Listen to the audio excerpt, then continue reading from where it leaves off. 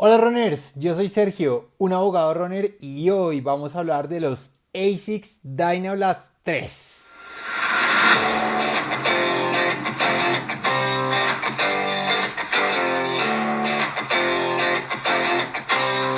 Bueno runners, esta es una referencia que he venido utilizando tal vez el último mes.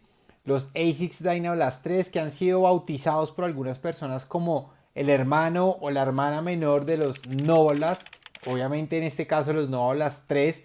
Que tienen y comparten bastantes características, sin embargo, han tenido o tienen unos cambios que los hacen diferenciar entre zapatos y que desde mi perspectiva incluso hace para mí que el No Habla siga siendo una referencia superior, por lo menos desde mi perspectiva personal, con respecto a los Dynablast 3. Este es un zapato que pesa 259 gramos en talla 9 de los Estados Unidos. Tiene un drop de 8 milímetros, 24 milímetros en la zona del talón y 16 en la zona de la punta para el drop que les estoy indicando. A la fecha he corrido con ellos 66 kilómetros y con base en esas corridas que he hecho con estos zapatos es que voy a comentarles algunas de las percepciones que tengo sobre el mismo. Bueno, runners, empecemos por la zona de la suela. La suela utiliza un material ya conocido por nosotros que es el Hard Plus. El Hard Plus es esta zona que recubre la zona de la media suela. Tiene un buen agarre, el zapato se siente estable. De hecho, esto ahorita lo vamos a complementar cuando damos un poco la parte del talón, pero el zapato no se siente que gire, no se siente inestabilidad. Lo utilicé incluso en terrenos destapados, en terrenos tipo trail o con piedritas y arenita. Y la verdad es que el zapato se sentía muy bien. Muy buena estabilidad, muy buen agarre, suficiente material como para sentir ese agarre, pero además para no perder las propiedades de la mediasuela, que recordemos lo que busca es daros la amortiguación y la comodidad que tenemos. De ahí, runners, es importante pasar de una vez a la zona de la mediasuela. La mediasuela en esta versión 3 utiliza el Fly Foam Blast. El Fly Foam Blast es un material que se desarrolló por primera vez con la aparición de los Nova Blast versión 1 hace más o menos 2 años larguitos. Un material de verdad que a mí me gusta mucho, es un material bastante amortiguado, si ustedes notan se puede y se deja presionar sin ningún tipo de inconveniente y es un material que da una sensación como de trampolín o de rebote cuando estamos corriendo. Aparte de ser amortiguado, se siente reactivo.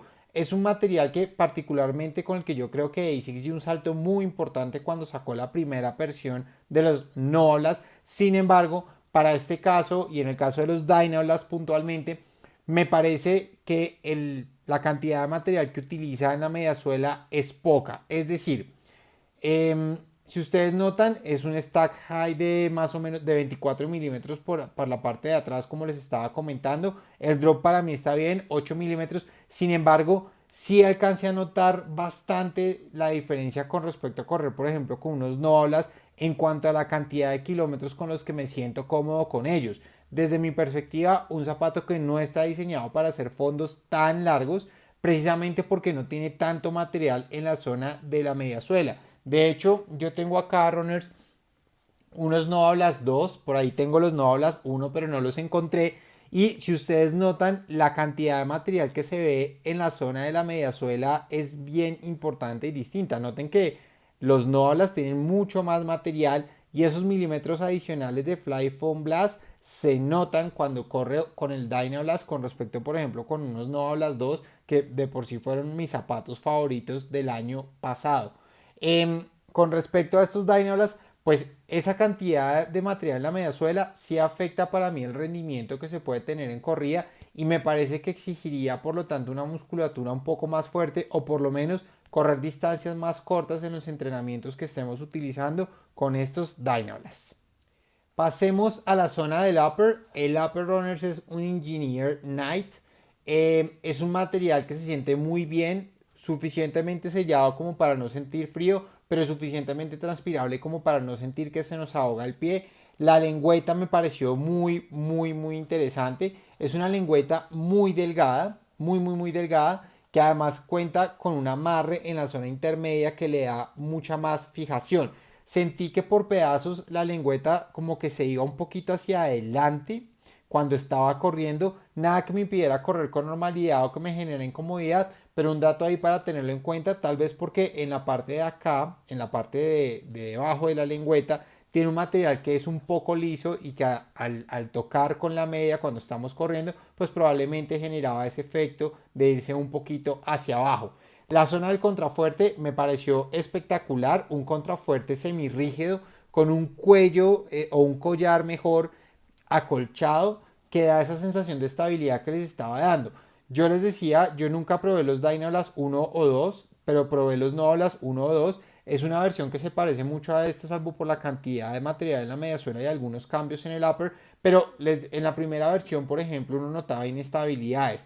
Fue corrigiéndolo la marca y en esta versión 3 de los Dynablast la inestabilidad no se siente, lo que indica que han habido unas mejoras bien importantes y creo que está derivado no solo a la forma como se está manejando la Hard Plus de la zona de la suela, sino además la forma como se maneja el collar y la cantidad de material que tiene alrededor para efectos de lograr una mejor sujeción en nuestro tobillo. En cuanto al entrenamiento, bueno, runners, les decía que yo creo que es un zapato que no está pensado para los fondos. La verdad es que yo no utilizaría los Dynablast para fondos largos.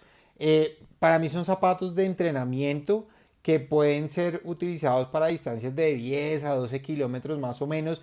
Yo hice una corrida con estos, creo que la corrida más larga que hice con los Dynablast fue de 16 o 17 kilómetros y la verdad es que sí lo sentí, es decir, al final quedé como con las rodillas un poco cargadas, ya uno empieza a dejar de sentir la amortiguación que le da la zona de la mediasuela y creo que eso se debe precisamente a que no tiene tanto material en la mediasuela, por lo tanto probablemente se requeriría una musculatura un poco más fuerte para utilizarlos mejor.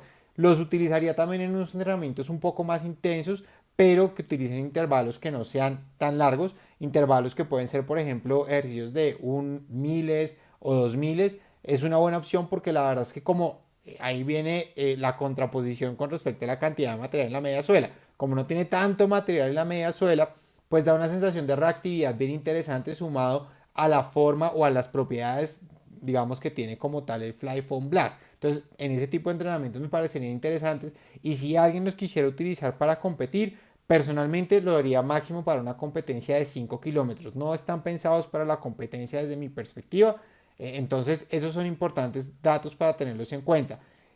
Creo yo que eso es para un corredor que no sea tan pesado. Hablemos de corredores que vayan hasta los 85 kilos más o menos, pero que además lo utilice para ese entrenamiento diario que utiliza distancias de hasta unos 12 kilómetros. En cuanto al precio, este zapato se consigue en la página de ASICS Colombia en 449.990 pesos, casi 450.000 pesos.